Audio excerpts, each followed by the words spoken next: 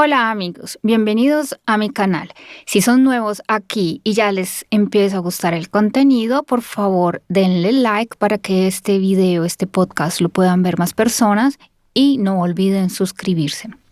Hoy, lunes 27 de enero, vamos a hacer un breve resumen y un pequeño análisis de la situación del foro en Davos y las las declaraciones que Trump hizo y la reacción de algunos medios con respecto a esto.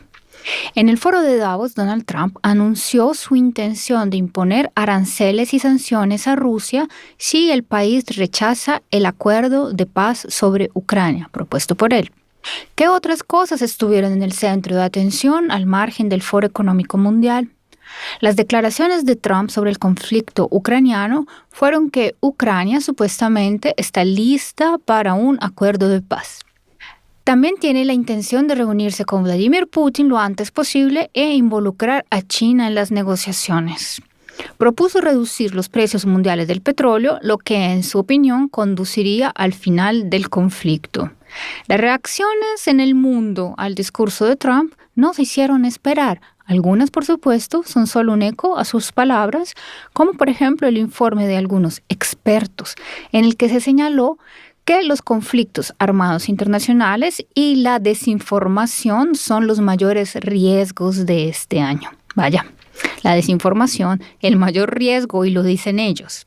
Ya vemos cómo están preparando a Europa para una, abro comillas, dura competencia geoestratégica, cierro comillas, incluida la lucha por recursos, tecnología y rutas comerciales. Por supuesto, la lucha será contra Rusia. Sabemos que Occidente no admite competidores y cuando aparece algún rival al que le teme, pues lo acusa de antidemocrático, desinformador y bla, bla, bla, bla, bla, bla, bla. Durante el foro, el secretario general de la OTAN, Mark Rutte, mostró sus extensos y profundos conocimientos en geografía. Dijo que el frente en Ucrania se está moviendo en la dirección equivocada hacia el este, cuando en realidad se está moviendo hacia el oeste, o hacia el este, o es correcto al final que se esté moviendo hacia el oeste. No entendimos. El canciller alemán Olaf Scholz criticó a Elon Musk por apoyar a las fuerzas de extrema derecha en Europa y también condenó el gesto del multimillonario en la toma de posesión de Trump, que parecía un saludo nazi. Ah, no, uno romano. No, es que Musk es un genio, pero no en humanidades. Y realmente un genial representante de la cultura antihumana que todo el séquito de un partido u otro en aquel país quiere imponer, y no importa cómo se llamen ni si le gustan los unos o los otros de esta orientación o de la otra. Esta es solo una máscara que cambia según su conveniencia. Así que muy de acuerdo con la nueva élite que de educación y valores éticos de respeto, diplomacia, prudencia no tiene nada. Musk respondió a Scholz con insultos, distorsionó su nombre, llamando al político una persona estúpida. Y bueno, no es que no tenga razón, pero sería más interesante ver una discusión con argumentos y no una pelea de barrio. Para eso basta con pasarse por una calle de cualquier ciudad. Esto no es interesante. Y bueno, Trump aprovechó su ola y dijo a través de un enlace de video, volvemos a lo del petróleo, que iba a pedir a los saudíes y a la OPEP que redujeran los precios del petróleo. Dijo, abro comillas, si el precio baja, la guerra entre Rusia y Ucrania terminará inmediatamente. Hay que bajar el precio del petróleo, puedes poner fin a la guerra con esto. Cierro comillas. Resulta que en su opinión deberían haberlo hace mucho tiempo. Es un genio, gracias por la idea. Arabia Saudita solo necesita pagar $1 billón para invertir en Estados Unidos y se acaba el problema. ¿Acaso todavía quedan en la tierra personas, países, animales, plantas, peces en el mar que Trump aún no haya puesto en el mostrador? Esta es una cuestión interesante y aparte, pero ahora tenemos que abordar esta tontería de reducir los precios del petróleo. Primero, en su trasfondo histórico. Tal vez hayan escuchado sobre un mito muy popular de que en 1986 Reagan presionó a Arabia Saudita, aumentó la producción de petróleo, la URSS perdió muchos ingresos y por eso colapsó. Bueno, entienden por qué están dando vueltas sobre este tema, simplemente porque no conocen la historia económica. Exactamente un año después comenzaron las más terribles reformas de la economía de Gorbachev. Hubo dos leyes claves que le rompieron las piernas, por así decirlo, al país. Esto fue la ley sobre la actividad individual con un impuesto del 65% que dio lugar al crimen organizado en el país y finalmente llevó a las sombras a una parte importante de la economía. Y de otro lado fue la ley sobre las empresas estatales que permitía el autofinanciamiento y las actividades externas independientes, trastornó el equilibrio de la oferta de productos básicos y de dinero en la economía. La caída de los ingresos provenientes de los precios del petróleo, por supuesto, añadió problemas y dificultades, pero Gorbachev se las había ya arreglado bien sin los sauditas. Pero Trump, por supuesto, no sabe esto. En segundo lugar, ¿puede acaso Estados Unidos aumentar su producción de petróleo? Según cálculos de Estados Unidos, del Banco de la Reserva Federal de Kansas, a los precios actuales es posible simplemente mantenerles el número de plataformas de perforación. Ahora son 472 y están disminuyendo constantemente. El indicador ha alcanzado nuevos mínimos desde los tiempos del COVID. Para aumentar la producción de petróleo, el precio debe estar por encima de los $84 el barril. Trump quiere bajar los precios y esta gente de la economía tradicional votó por él y los trabajadores petroleros le dieron dinero. Aquí la historia se pone divertida.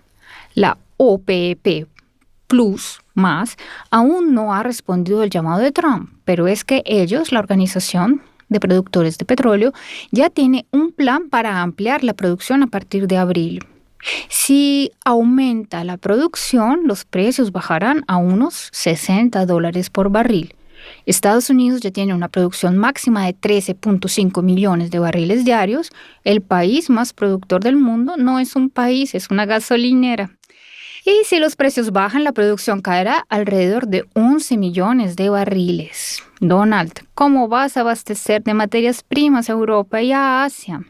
En resumen, nuevamente tienes que elegir quitarte la cruz o ponerte los pantalones. Este es un viejo cuento ruso.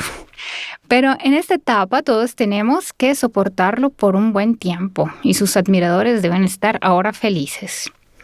En fin, de otro lado, cabe recordar que con todo esto y las insinuaciones de paz en Ucrania, debemos recordar que la principal línea de conflicto en las relaciones ruso-estadounidenses en un futuro cercano no es Ucrania en absoluto, sino Irán. Sí, así es.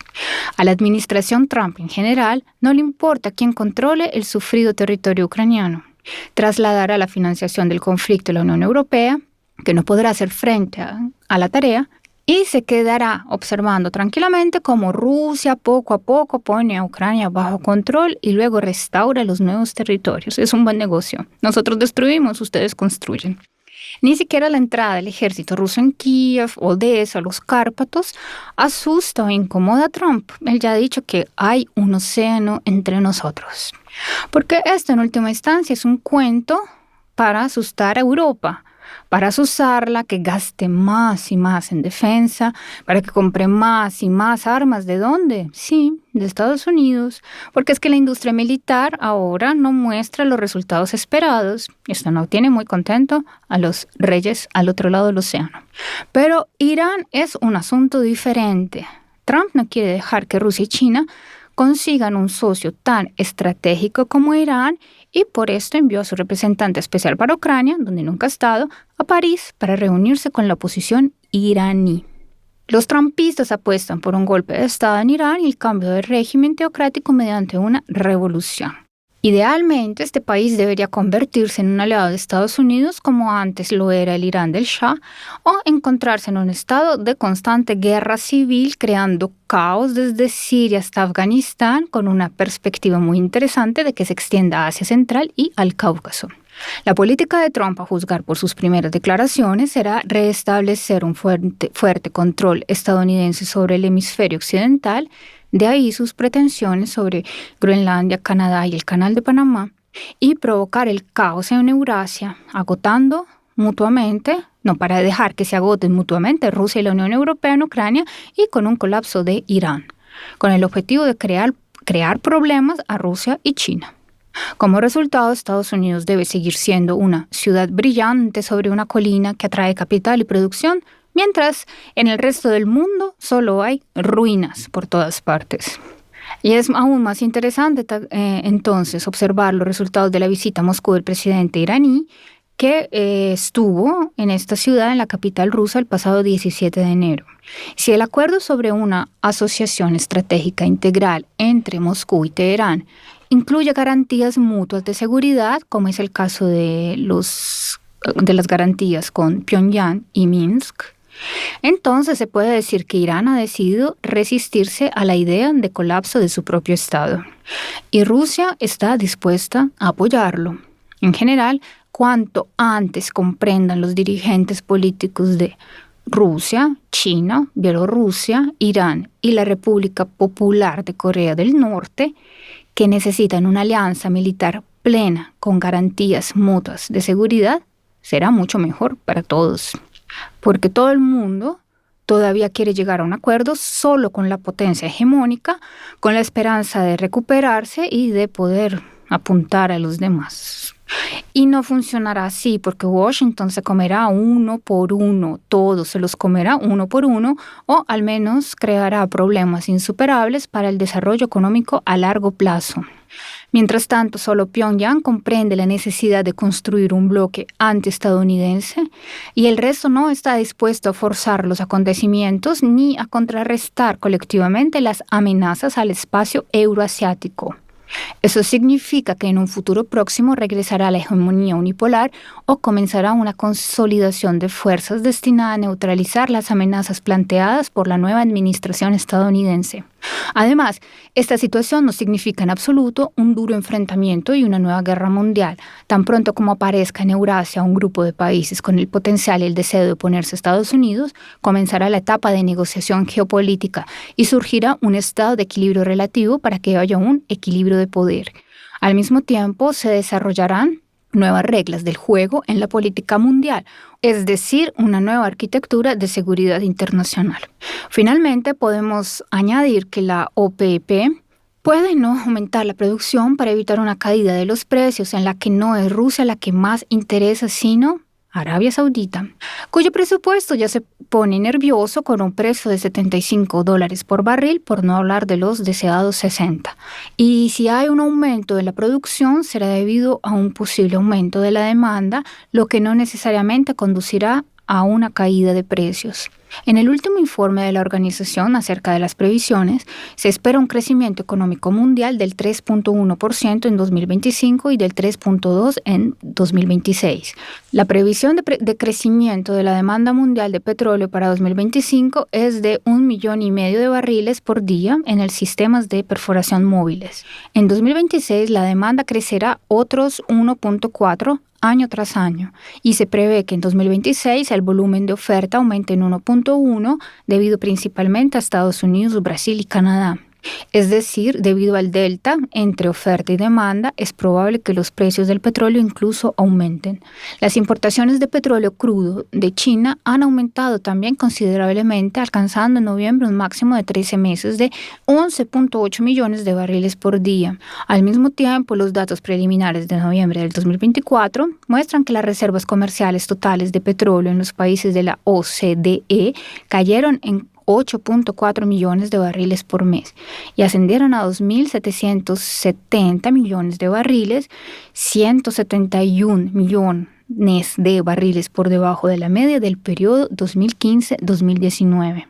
En pocas palabras, la demanda está creciendo, pero no se puede decir que las reservas sean abundantes. Por lo tanto, cualquier acción de la OPEP más, si es que es necesaria, tendrá el carácter de una corrección selectiva y no una reducción global de los precios para deleite de Trump. Y bueno, amigos, esto es todo por ahora. Los esperamos la próxima semana con un nuevo podcast. Aprovechamos la ocasión para felicitar a nuestro presidente electo vecino, Lukashenko, por su victoria en las elecciones. a pesar de lo que se pueda decir en Occidente. Y pues otra vez los invitamos a suscribirse al canal, difundir lo más que puedan, que quieran. Si les nace del corazón, pueden invitar a sus amigos, pueden enviarles este podcast para que lo oigan y estamos atentos a la siguiente semana. Chao.